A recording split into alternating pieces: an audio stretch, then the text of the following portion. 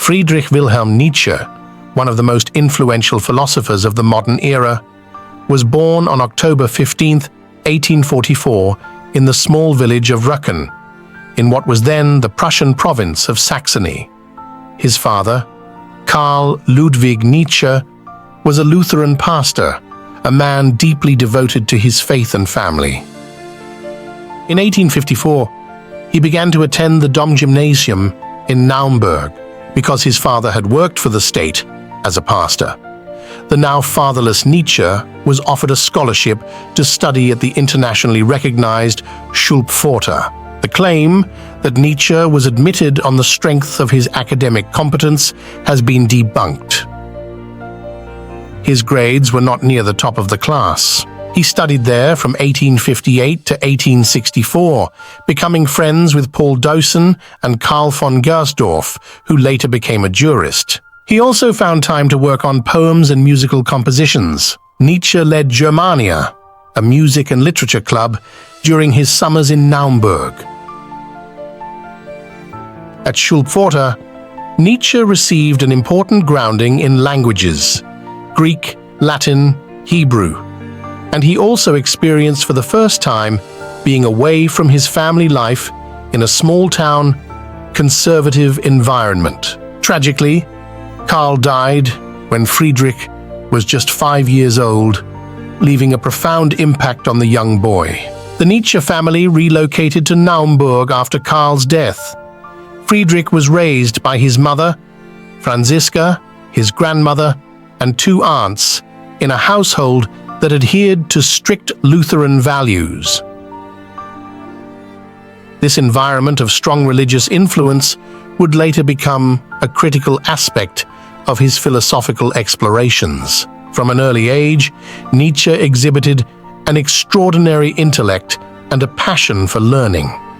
At 14, he was awarded a scholarship to attend the prestigious boarding school Schulpforta. Known for its rigorous academic standards and emphasis on classical education, Schulpforta was a crucible for young minds. While at Schulpforta, Nietzsche pursued subjects that were considered unbecoming. He became acquainted with the work of the then almost unknown poet Friedrich Hölderlin, calling him "my favorite poet," and writing an essay in which he said that the poet raised consciousness to the most sublime ideality. The teacher who corrected the essay gave it a good mark, but commented that Nietzsche should concern himself in the future with healthier, more lucid, and more German writers. Additionally, he became acquainted with Ernst Ortleb, an eccentric, blasphemous, and often drunken poet who was found dead in a ditch weeks after meeting the young Nietzsche, but who may have introduced Nietzsche to the music and writing of Richard Wagner. Perhaps under Ortleb's influence, he and a student named Richter returned to school drunk and encountered a teacher, resulting in Nietzsche's demotion from first in his class and the end of his status as a prefect. Nietzsche immersed himself in the study of Greek and Roman literature, as well as ancient history and mythology. This period of intense study laid the groundwork for his later philosophical inquiries. Nietzsche developed a deep appreciation for the works of ancient Greek tragedians and philosophers whose ideas about human existence and suffering resonated with him deeply. After graduation in September 1864, Nietzsche began studying theology and classical philology at the University of Bonn in the hope of becoming a minister.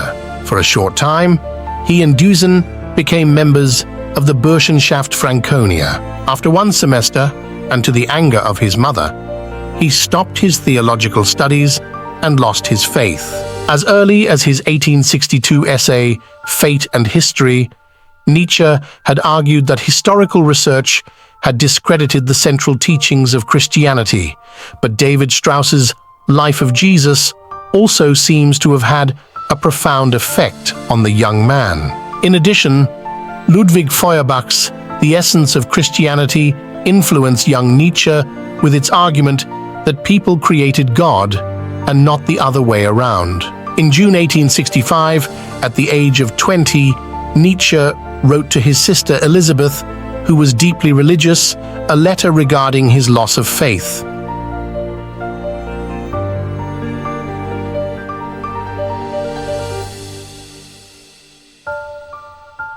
This letter contains the following statement: "Hence the ways of men part. If you wish to strive for peace of soul and pleasure, then believe. If you wish to be a devotee of truth, then inquire."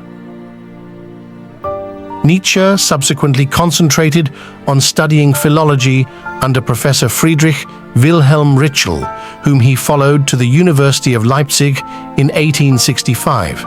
There, he became close friends with his fellow student Erwin Rohde. Nietzsche's first philological publications appeared soon after. It was in Leipzig that Nietzsche encountered the works of Arthur Schopenhauer, whose philosophy left a lasting impression on him. Schopenhauer's pessimistic view of the world and his focus on the will as the driving force of human behavior intrigued Nietzsche, setting the stage for his own philosophical developments. Around this time, Nietzsche also forged a friendship with the composer Richard Wagner, whose music and ideas profoundly influenced him.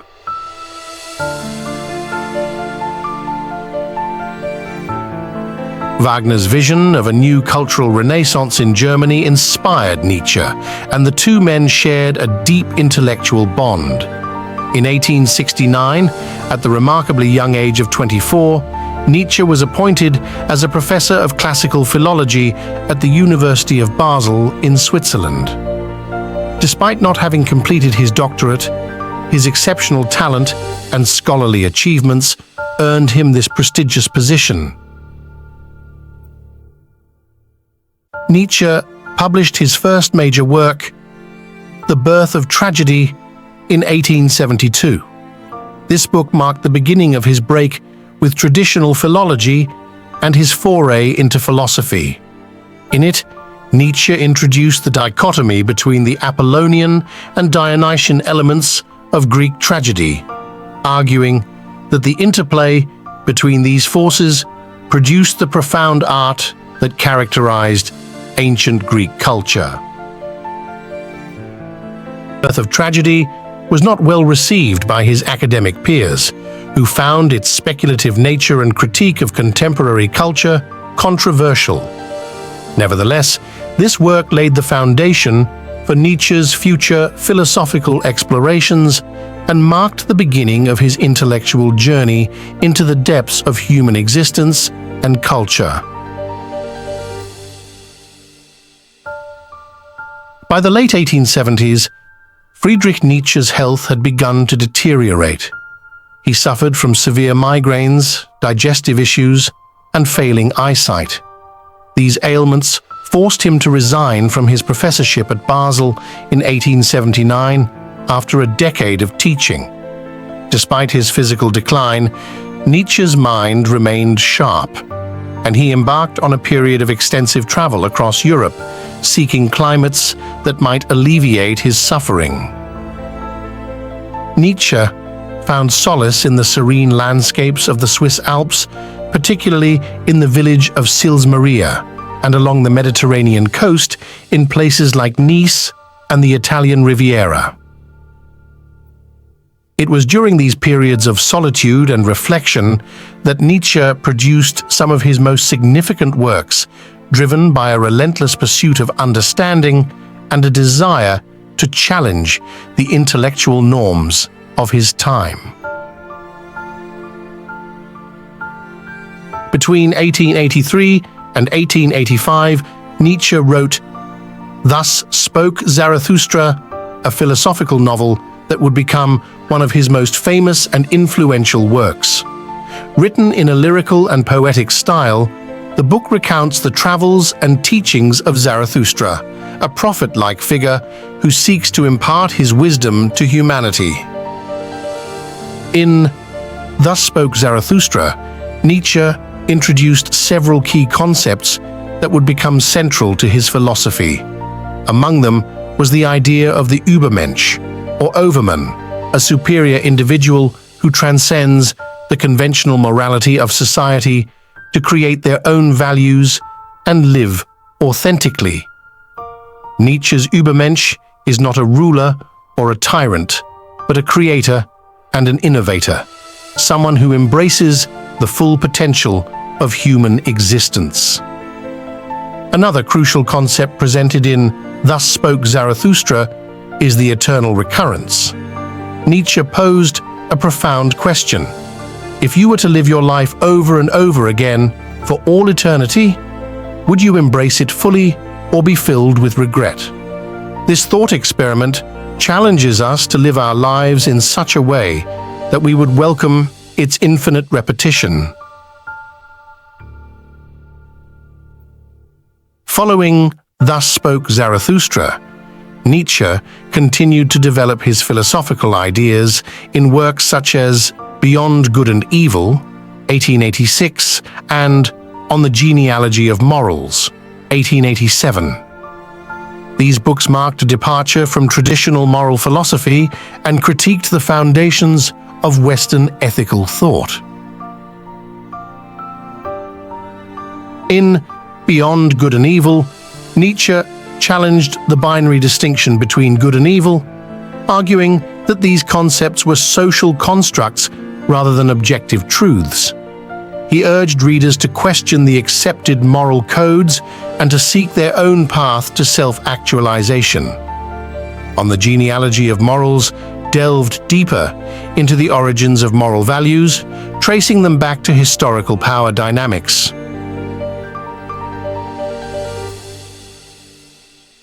Nietzsche introduced the idea of master-slave morality, contending that traditional Christian ethics arose from the resentment of the powerless against their oppressors. He believed that this morality of self-denial and meekness hindered the development of the individual and the flourishing of human potential. Nietzsche's ideas were both celebrated and vilified. His radical questioning of traditional values and his call for the revaluation of all values resonated with many inspiring thinkers across various disciplines, including philosophy, literature, psychology, and art. However, his work was also controversial, often misunderstood and misappropriated by various political movements. One of the most significant misappropriations of Nietzsche's philosophy occurred in the early 20th century, when his ideas were co-opted by nationalist and fascist ideologies, most notably by the Nazis. They twisted his concept of the Übermensch to fit their vision of Aryan supremacy, despite Nietzsche's clear disdain for nationalism and anti-Semitism. Nietzsche himself had warned against the dangers of ideological fanaticism and the herd mentality.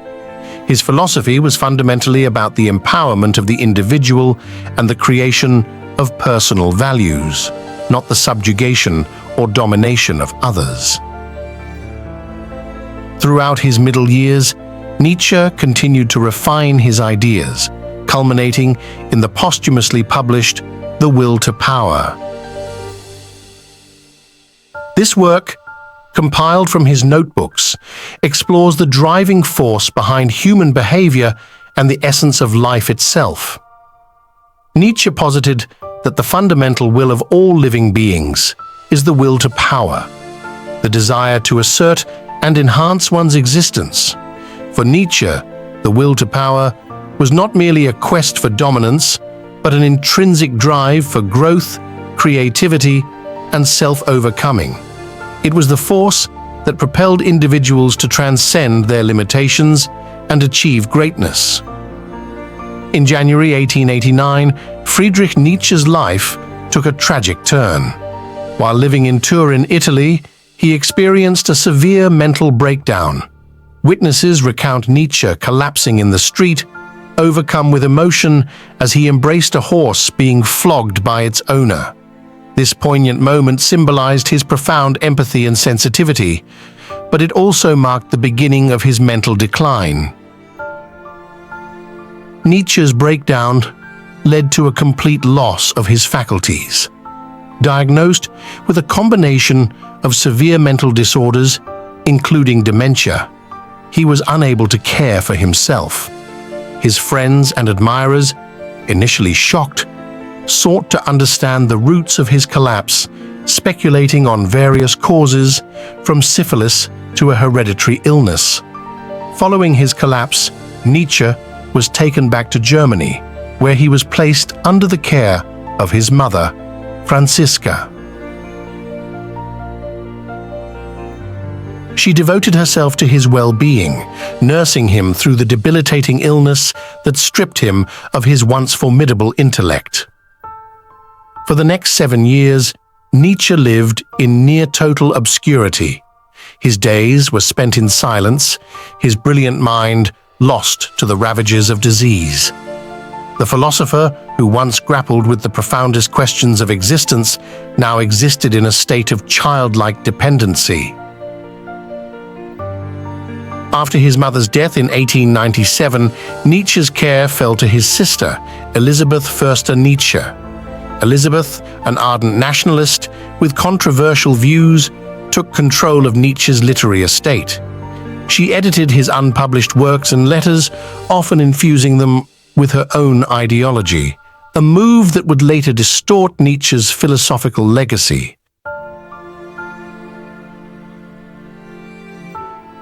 Elisabeth's efforts to promote her brother's works were relentless.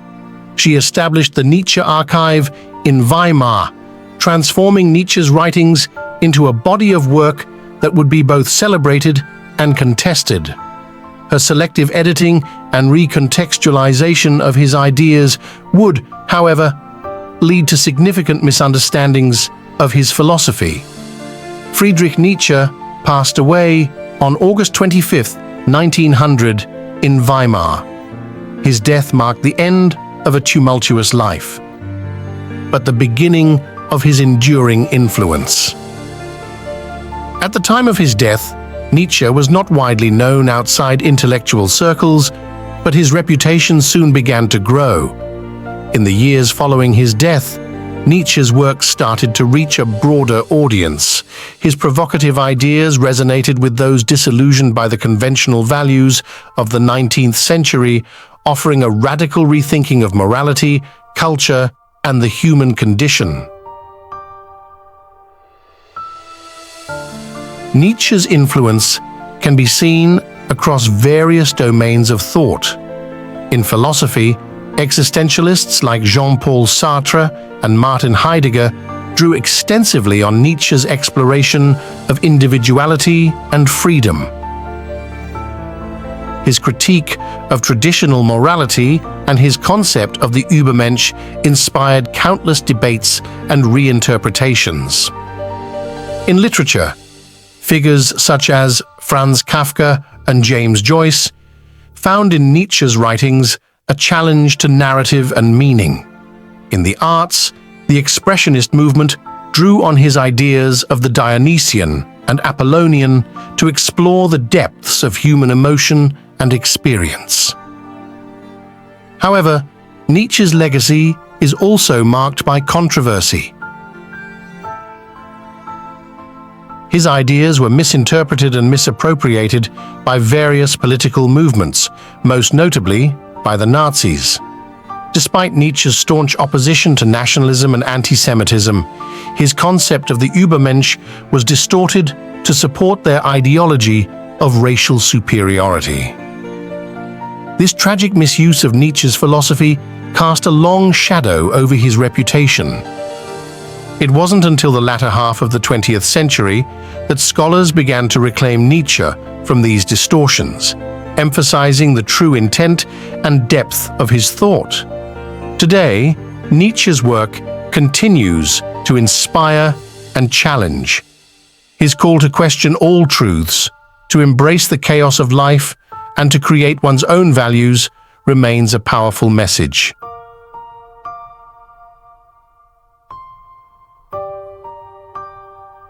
In an age of uncertainty, Nietzsche's philosophy offers a bold and unapologetic exploration of human potential and the complexities of existence. Friedrich Nietzsche, a solitary thinker who danced with the infinite, leaves a legacy that challenges us all to listen for the music and to dance our own dance in the world. Nietzsche's dance with the infinite leaves a legacy that challenges us all to seek our own truths and forge our own paths.